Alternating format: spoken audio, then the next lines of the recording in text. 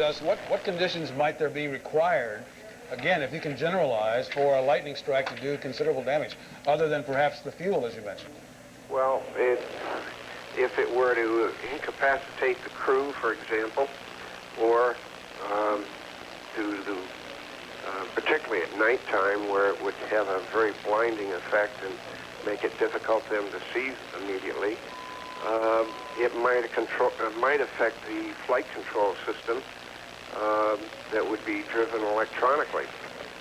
Mr. Gallipo, who decides when it's safe for an airplane to attempt a landing in bad weather? Is it the control tower? Is it the pilot, the captain, or both? The airline, the airport authority? Who? Well, it's basically the pilot's responsibility, and he has to gather as much information as he can prior to making that approach to the airport. And of course, we've focused in the past few years on wind shear and microbursts, which are columns of air that rush air and water down toward the ground. And I think you may recall the Pan American crash at New Orleans 2 or 3 years ago, and the Eastern flight up at JFK about 1979, as I recall. So obviously we need better information about thunderstorms, where they are, how intense they are, and the wind structure around them. Mr. Gallipo, we thank you very much for joining us this evening from Worthington, Ohio, as we've been watching videotape of the crash scene in Dallas. Chris. Now let's go to CNN's Frank Seltzer, who is at the airport, to give us his report. Frank, tell us what you see, tell us what you've learned. Basically, what we've seen is that there is a very major crash here at the Dallas-Fort Worth Airport. It was a Delta L-1011. We got close, we were kept back for quite a while. We were let close to the wreckage. There are only 3 or 4 identifiable pieces. An engine, part of a tail which is sheared off and blackened from the smoke. You have another section of the fuselage and a wheel section that I saw. The debris is scattered over at least 1,000 yards. Apparently, what we're being told here is that the flight was on approach to Dallas-Fort Worth, and a thunderstorm was in the area. There are reports of possible lightning strikes or perhaps a downburst because of the severe thunderstorm. Nobody really knows for sure exactly what happened. Frank, can you tell us about survivors, people you've seen being taken to airports, and what you can tell about casualties there at the scene? So far, there's no official reports. Nobody seems to have seen the survivors go. One fellow I talked with who was totally unconfirmed said he had heard there were 9. I talked to Joe Dealey, who is the Public Information Director for DFW Airport. He said he had no exact count on the number of survivors or fatalities, or how many people were even on board. But what he did say was that the fatalities did outweigh the survivors by a substantial margin. Looking at the wreckage, you can understand why. Anybody who would have survived this crash, it truly would have been a miracle. The way it is just spread out throughout the entire area, hitting a storage tank, and then just breaking up as it went throughout the Dallas-Fort Worth Airport area. Frank, to what extent, how far from the actual airport property, from the runway, is this crash scene, or is it in fact right at the edge or on the runway? It is very close to the edge of the runway. It is just to the, I guess, the east. I'm a little turned around on my directions here, to the east of the runway as to where it was. The plane was on final approach. It is within the airport proper. It is within the boundary of the airport. In fact, some of the wreckage is laying next to a UPS plane, a Federal Express plane. This is in the air freight area, over by the Delta Air Freight, is where some of the wreckage is lying.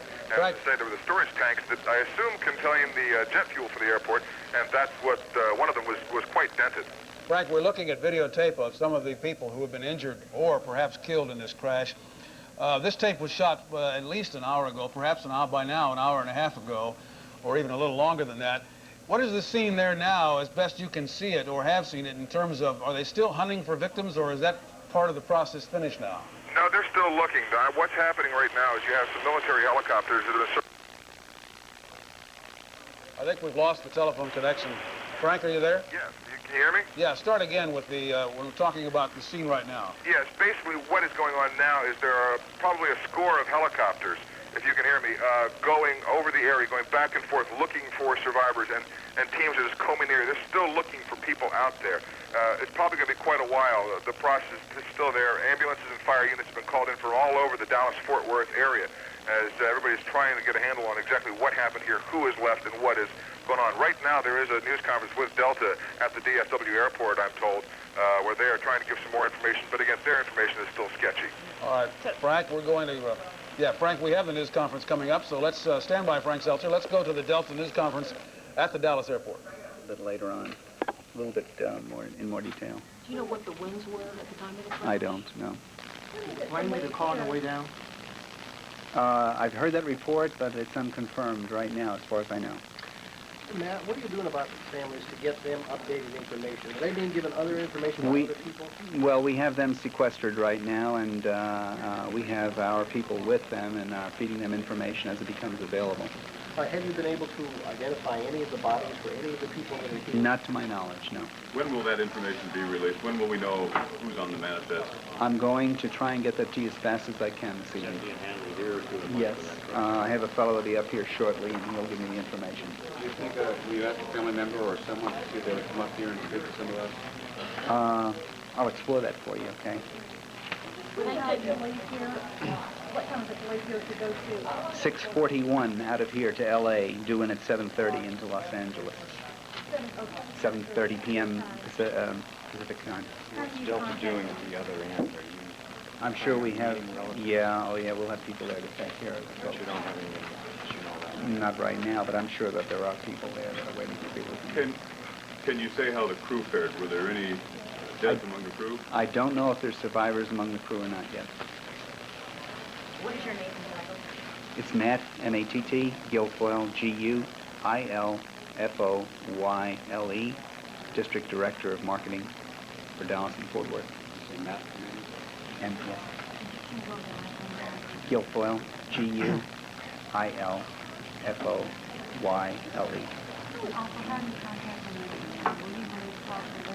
Well, I'm sure that'll all be coming up shortly, and we will contact next of kin before we release that information here. Through Atlanta?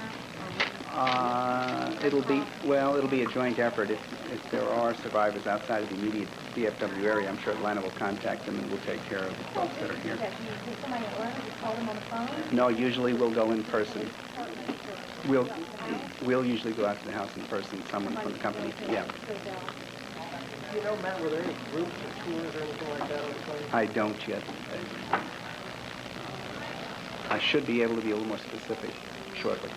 When do you anticipate that you'll be back up here with more information? I hope within the hour. But you're going to be around here? Yes, I'll stay. Yeah, so you guys are squared away. Flight number all the way down. 191 goes all the way. And I'm assuming the FAA is involved in the investigation. Oh, yes. So they're They're on the scene up the north end of the airport. Is there a black box? Oh, surely. Has that been recovered? In this case, I'm sure it'll be available, yeah. What was the condition of the plane as it is now? Where Well- did it break up, that kind of thing? I only know what I've heard so far on the news services, and that we have a piece of the tail section remaining, but as for the rest of it, I really don't know. Okay, the other spokesperson who you were working with said there are survivors. Where were the survivors in the plane? In the tail section, in the middle I of don't the know. fuselage? Where? I honestly don't know whether they were, free of the aircraft or in the tail section. Do you have any idea where the plane was in terms of altitude when it was struck? No. In the middle, you say that's on the eastern edge of the airport? Yeah, it's in our maintenance hangar, which is on the eastern end of the airport, next to Irving. Yeah, it butts up against the Irving line. Where will the bodies be taken after they're at the temporary morgue? I'm not sure yet. I'm not sure. How many do you have out there at the temporary morgue? Right now, in bodies? Bodies. I don't know. Yes, I will. Are there any FAA tower recordings at all? As far Aside from the black box, are there any FAA tower recordings? there may very well be. I'm not aware of any at the moment, but I'm sure there would be. Any transmissions. Have you been briefed by anybody at the FAA of No, what the conversation not was? yet. What runway is it scheduled to land on? 17R. Is this where it happened? Yes. On the final approach to 17R. How far short of it? Well, just from my general knowledge of the airport, I would have to say it's probably about 300 to 500 feet short of that the runway. So you don't know if they talked to the tower? I don't. Had any? Transmissions prior to, yeah. What's the standard pilot flight attendant? There's 3 pilots. On 1011, there would be 3, yes, and yeah, and 9 flight attendants. You don't know for sure if the plane was struck by lightning? No, I don't. Those are only reports that I've heard on the media on the way in. What caused the crash, I'm not, well, there were no survivors on that crash eventually in Logan. That was a Boeing 727, and that was I don't recall. It was not, it was weather related in that there was fog in the area, but I'm not exactly sure what the final cause was attributed. Yeah, well, there was always a question as to whether or not it was faulty altitude reading. 727. How would you get to that more, how would you get to the more? From here, oh, you'd have to exit the airport and then come up the East Airfield Drive in the general direction from the south entrance. You have been watching and listening to a live news conference, question and answer session by Matt Guilfoyle of Delta. He's a Delta spokesman there at the DFW Dallas-Fort Worth Airport. What we have learned from him is that usually on such a plane, the L-1011 wide body, there are 3 pilots and about 9 flight attendants, that the crash seems to have been about 300 to 500 feet short of the runway. Also, we have information on the wires that about 10 minutes ago, according to this information, an FAA team, Federal Aviation Administration team, has left Washington National Airport en route to Dallas, obviously to inspect the crash. The team is headed by a National Transportation Safety Board member, and they should arrive in Dallas at about 11:30 p.m. Eastern Time. Now let's go to CNN's Tom Mintier at Hartsfield International Airport in Atlanta for the latest from the Delta headquarters there. Tom. Don, this is the national headquarters for Delta, and Jim Ewing, a spokesman for Delta, just confirmed that there were 149 passengers and 11 crew members on board, bringing the total on the plane when it left Fort Lauderdale to 160. He did say that 8 of those passengers were routed on to Phoenix, apparently changing planes in Dallas-Fort Worth. He was asked if there were any plans to ground the L-1011 after this accident, and he said, heck no. But he did say every number of survivor that they hear is just great. They say they have to take care of the families first.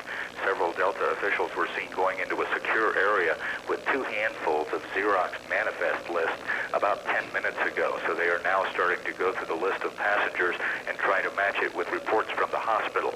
So the only statement coming from the national headquarters was a very sketchy one, just that the plane had in fact gone down, and they are starting to work on finding out how many of the people they have to notify.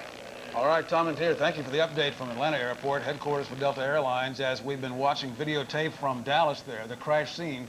And it crashed about 6:45 p.m. Eastern Time, just about 3 hours ago. Chris. With us on the line now is James Baumgartner. If I'm saying your name wrong, please correct me. The senior editor of Aviation Daily. You probably know as much as we do, perhaps more at this point. Tell us what your thoughts are on the plane crash. Well, it has a very familiar ring to it. It reminds me of a Braniff accident of 10, 15 years ago on a 727 coming into that area. What you can ascribe it to at this point is very much in the air. It could be a microburst, wind shear, a very heavy rain that drowned out the engines. It's really impossible to say at this point. Mr. Baumgartner, what is a microburst, if I heard you correctly?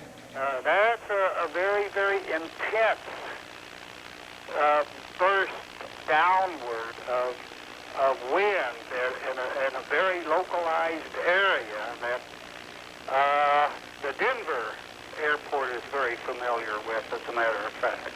Mr. Baumgartner, tell us about the L-1011. I gather it's had a fairly good safety record over the years. It's had an excellent safety record. In fact, as I recall, the L-1011 has a built-in sensors to detect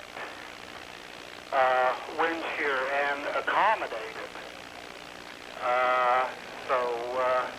Like I say, right now it could be any one of several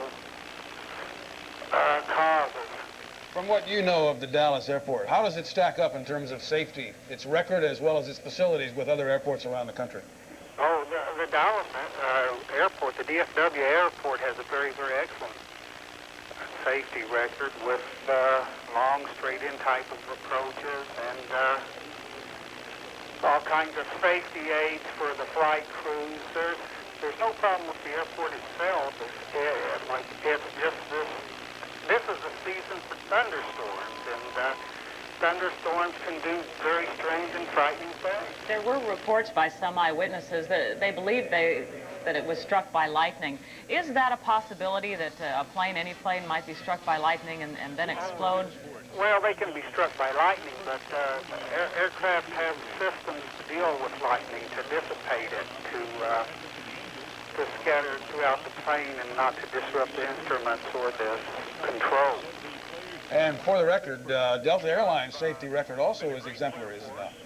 Delta Airlines has a very, very good safety record, yes. Mr. Baumgartner, we thank you for joining us this evening. Our live coverage of the crash. They will obviously, as is practice and policy by the airlines, hold any names of dead or survivors until they have confirmation. They say that it is their policy to go to the homes or to, in person, contact the families or the loved ones of anyone who has died in connection with a Delta accident. So that's the only information we have from the Delta spokespeople, both at Dallas-Fort Worth Airport and at Atlanta's Hartsfield Airport.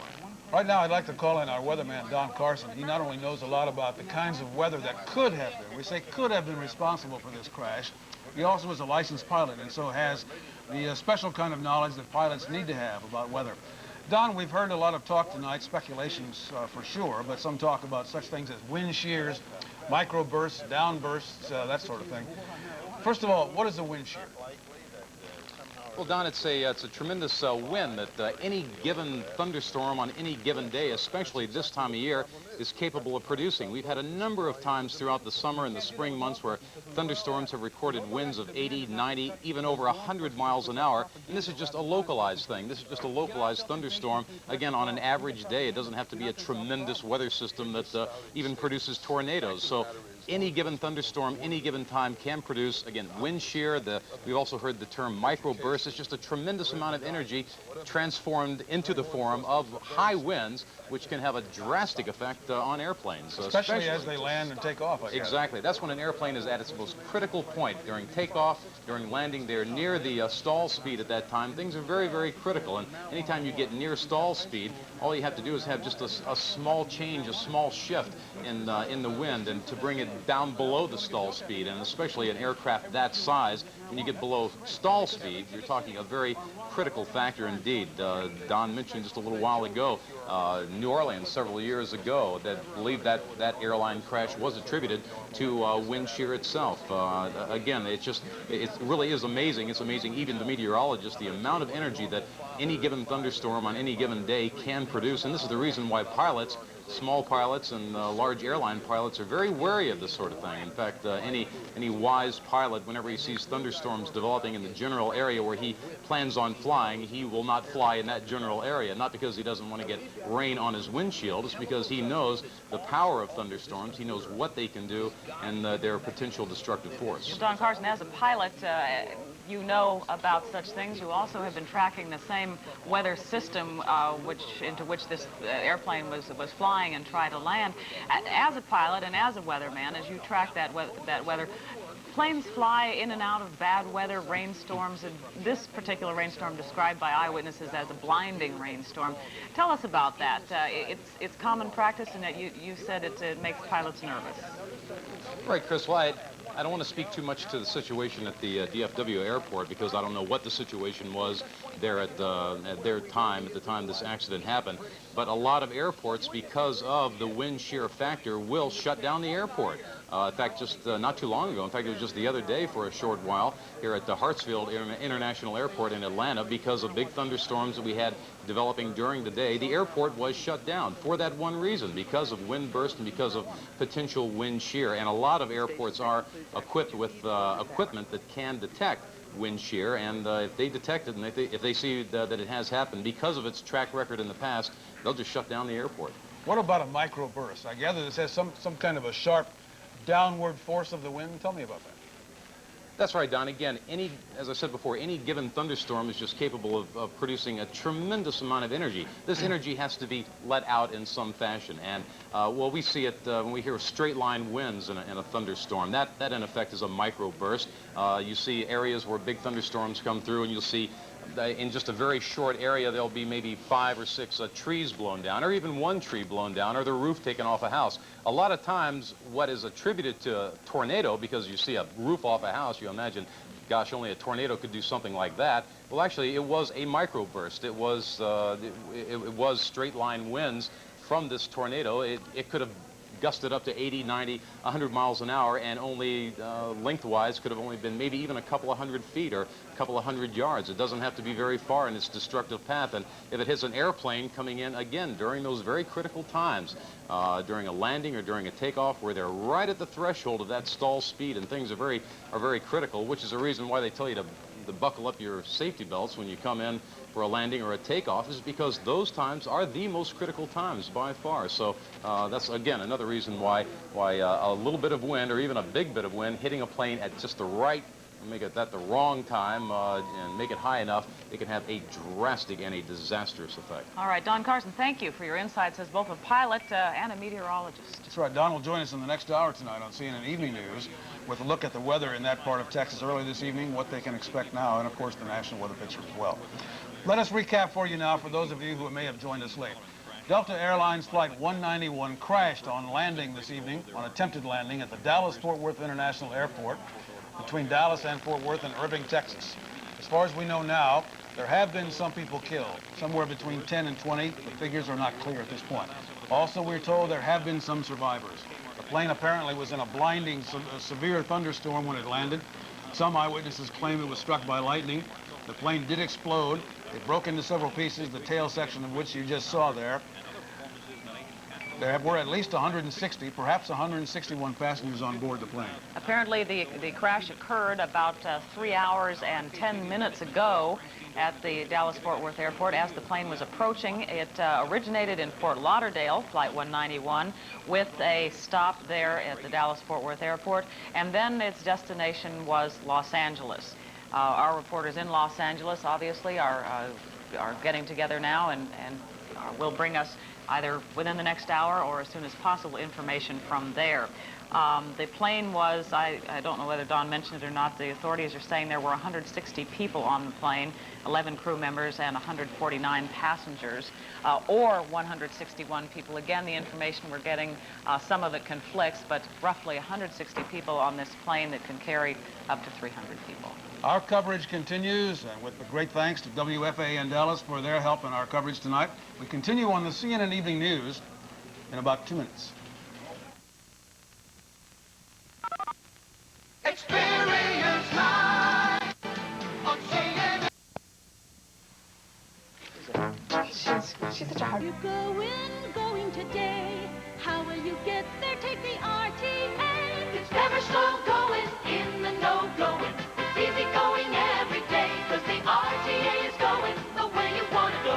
The RTA is going your way. Go to the zoo. Go to what's new. Go to work or play. Go for it all and set your sights tall. The RTA is going the way you want to go. The RTA is going your way. Well, what do you want to do? Racing Rapid. I don't know. I think I'd like to do something real fast. Racing Rapids.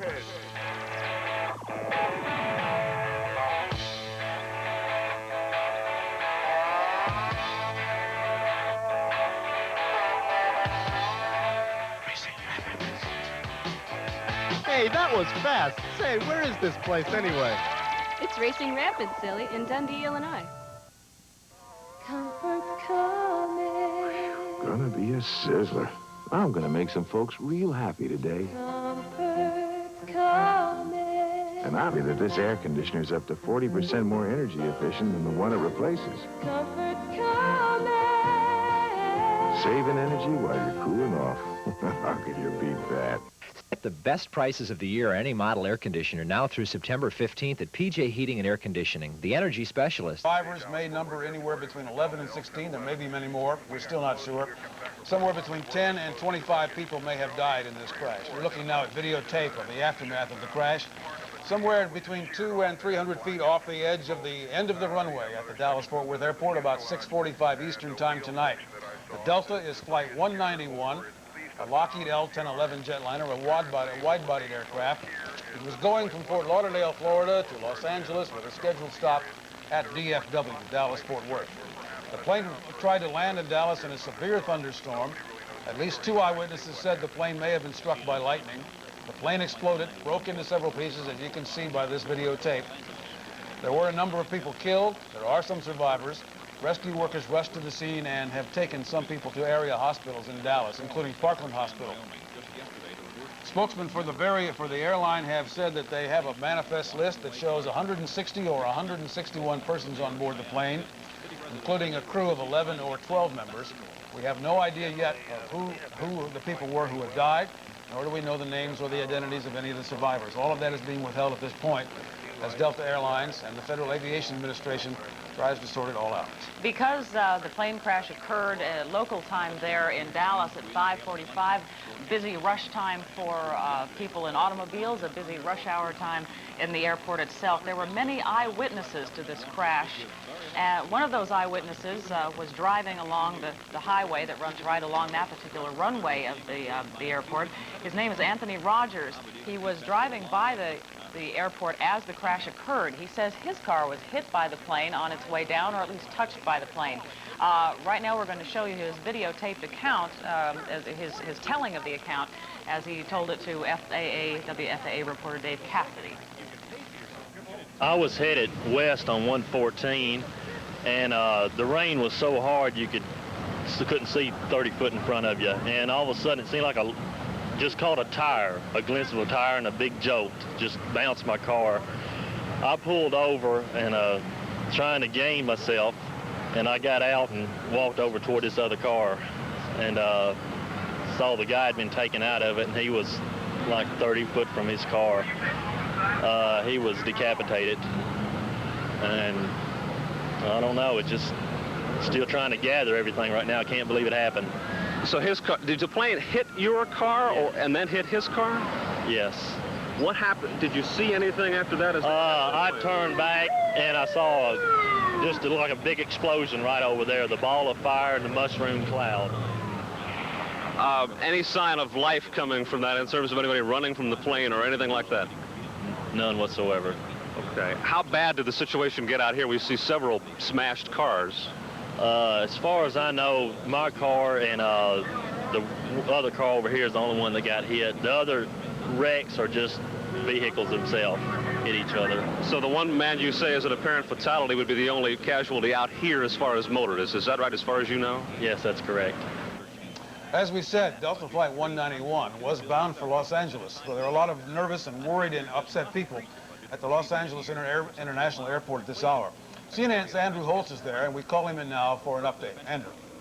Right now, all the Delta arrival sign says is Flight 191, see the agent. The agents are telling those people who are expecting friends and relatives from Fort Lauderdale, Florida, to go down to the gate 68, and they would have somebody there who would help them and tell them what has happened to that flight.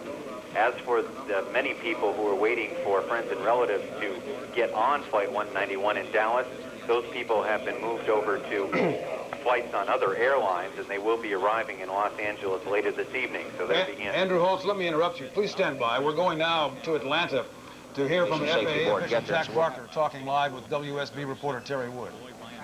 Probably a little bit later, either tonight or tomorrow. There are some reports that say it was wind shear. There are some reports that say it was lightning that struck the plane. Can lightning bring down a plane on its final approach? Lightning has hurt airplanes before. It's a very rare occurrence when that happens, but I wouldn't want to rule out or anything at this point. That is what the board will be out there to determine. But witnesses did report to FAA that lightning did in fact strike the aircraft while it was on approach. Dallas-Fort Worth Airport, does it have wind shear monitoring equipment? Yes, the wind shear detecting equipment is at Dallas-Fort Worth Airport. Whether wind shear was a problem or not, of course, again, we don't know at that point. But the detecting equipment is at that airport, and FAA's research and development program now is working hard on the wind shear program. We have a new Doppler weather radar that's being ordered for future installation all over the country, which should be able to detect higher level wind shears than the low level wind shear monitors do detect. Of course, weather is something we have no control over, but are there other steps, too, that could be taken to ensure passenger safety in severe weather? Well, everything that can be done is done by the airlines and by the National Weather Service and by FAA to keep aircraft out of known thunderstorms. Just what happened and why the aircraft was there this time, of course, is what will be determined by the board. Now the investigative phase comes. What happens? Well, the National Transportation Safety Board is in charge of the investigation. They have a whole team of experts that are on the way to Dallas from Washington now. The FAA will join them in the system. The team will be made up of representatives from the Airline Pilots Association, and from the manufacturer of the aircraft and its parts.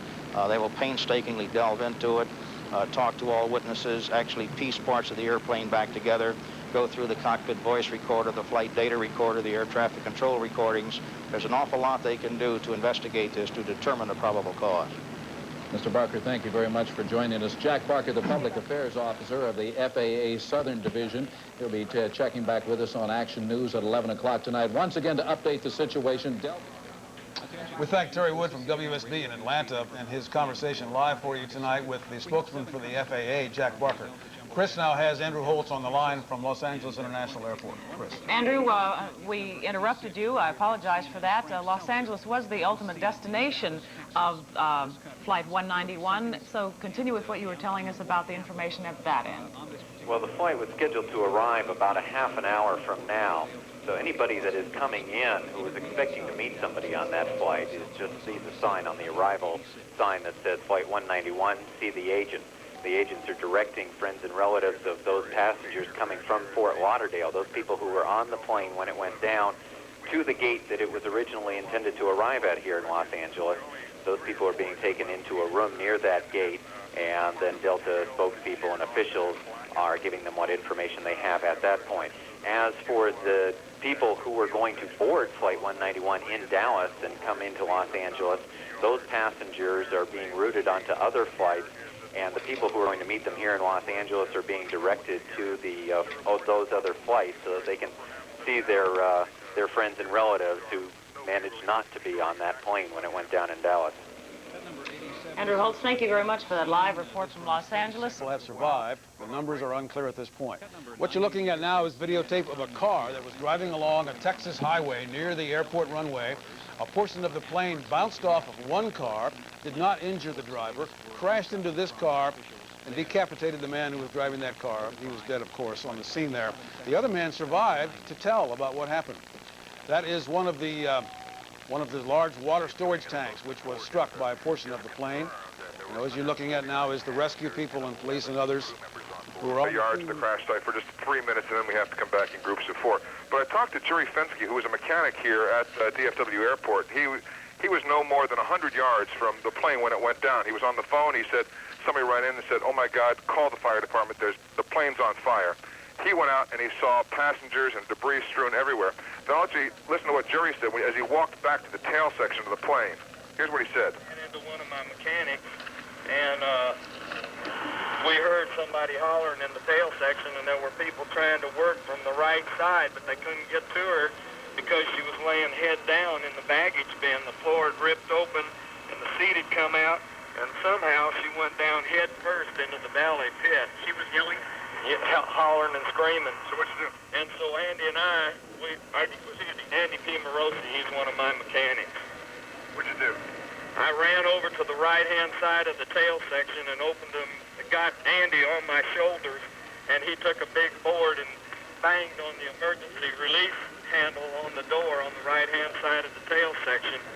And once you hit that release, it's got cable-operated door that it just raises up. So we got over there and got the door up and climbed down in over the top, and she had like 150, 200 pounds of debris and trash on her. She had a big box of green-looking stuff, looked like grass or something. I don't know what it was. Was she down in the baggage area? She was head first in the baggage pit with her feet sticking straight up in the air. What he basically went on to say is that he and his partner then went and got all the material and debris off of her. Some paramedics were then able to get in, pull her out to safety. He said the one ironic thing is he was in his office a little bit later, and a guy came walking in looking like he had been in a daze, and he just had some scrapes on him and asked to use the restroom, saying that he'd been on that plane. And the guy told Jerry, he said, I'm glad I'm a smoker because I was sitting in the back of the plane. If I'd been sitting in the front not smoking, I'd be dead. Jerry Fensky said that everybody in the front of the plane had been caught in the fire, and most people were still... Thunderstorm at the Dallas-Fort Worth Airport. On the live line with us now is CNN's Tom Mintier at Hartsfield International Airport in Atlanta, headquarters of Delta Airlines.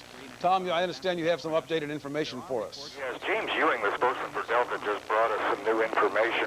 Apparently the pilots were based from Atlanta, and there were 3 supposedly on the flight deck at the time of the crash. The cabin staff, the stewards and stewardesses, believed to be 8, were based out of Miami. The first L-1011 that Delta flew was back in 1970. They say there have only been 2 recorded accidents so far. One was in Jeddah, Saudi Arabia, and apparently that was an in-flight fire. The plane landed, the people got out, but the aircraft burned. And then, of course, back in 1972, the Eastern crash in the Everglades, Florida. Delta says they own 36 of the L-1011s, including 7 that have international range. The Dash 1 that crashed in Dallas was a domestic version called the Dash 1 L-1011. It is capable of carrying 302 passengers, so apparently this plane that crashed was only about half full with a passenger list set at 160. There have been 250 L-1011s built, and Delta says they've flown about 250 million passengers so far, and this being only the 3rd crash of the L-1011. All right, Tom, before we let you go back to work now, repeat for us the home bases of the crew members as you know them. According to the Delta spokesman, the pilots of the flight were based out of Atlanta, Georgia, 3 on the flight deck, and the cabin staff based out of Miami, Florida. They do not have any indication whether any members of the flight crew have survived. They say they will bring that to us as soon as Immediate investigation. This is a federal government function right now. Well, tell us what you can. Obviously, you're tuned into this kind of situation and you know what happens. What does happen now? We understand that a team already is en route to Dallas from Washington, D.C. What are the steps? Well, there's an awful lot going to go on in a major accident like this. The team will be coming from more than just Washington. What you're talking about there is the National Transportation Safety Board, or NTSB, GO team, which is it's a group of experts from the safety board that are constantly on alert in case an accident happens. These people are being assembled now and finding an airplane, perhaps an FAA airplane, to ride down to Dallas. You'll also have FAA investigators that will be coming along to assist.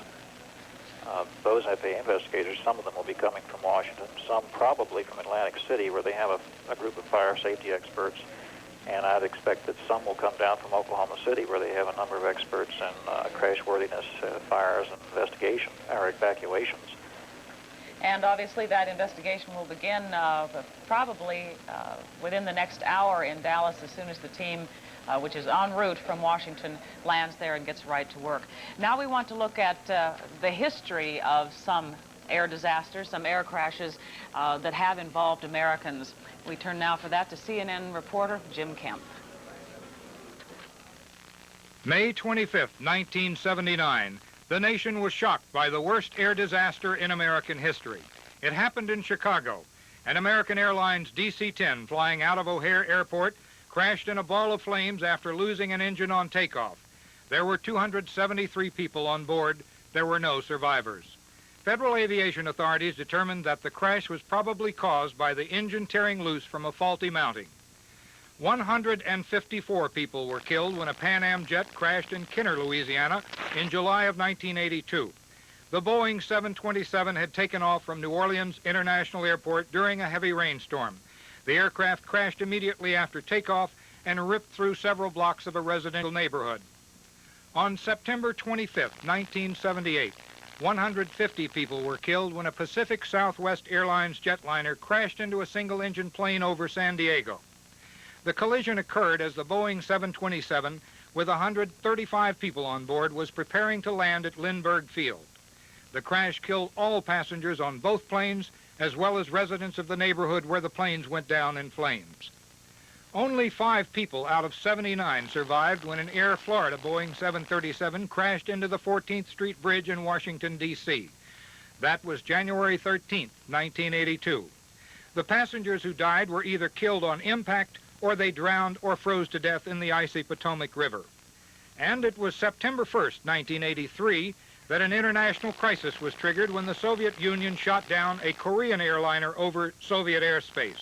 The flight originated in New York and was en route to Seoul, South Korea.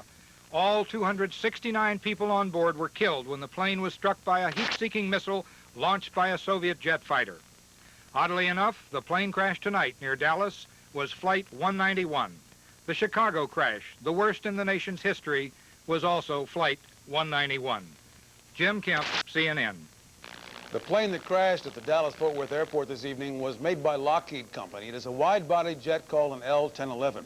The L-1011 has been in service for some time. Delta has been flying at least 38 of them off and on. The plane has been considered a technological success. We get a look now at the background, the history of this Lockheed L-1011.